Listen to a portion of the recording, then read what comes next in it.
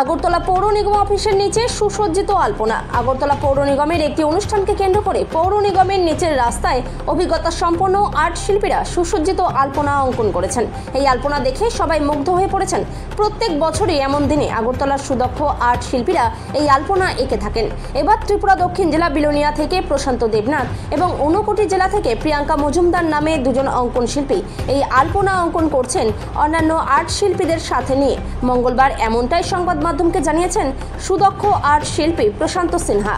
সবাইকে তো আমরা আজকে মিউনিসিপ্যালিটির একটা প্রোগ্রাম কেন্দ্র করে আমরা এখানে একটা আলপনা করছি, একটু ভিন্ন ধর্মীতে আলপনা করছি। আমরা সবসময় আমরা করে থাকি, পাশাপাশি আমরা এবার অন্যরকম টেস্ট আনতে চেয়েছি, কারণ সবসময় এখানকার লুক দিয়ে আমরা করাচ্ছি, মানে আগরতলা। এবার একটু আমরা সাউথ ত্রিপুরা থেকে, যেমন বিলুনিয়া থেকে আর্টিস্ট এসছে, ওদেরকে নিয়ে আমরা কাজটা করাচ্ছি, অন্যরকম টেস্ট।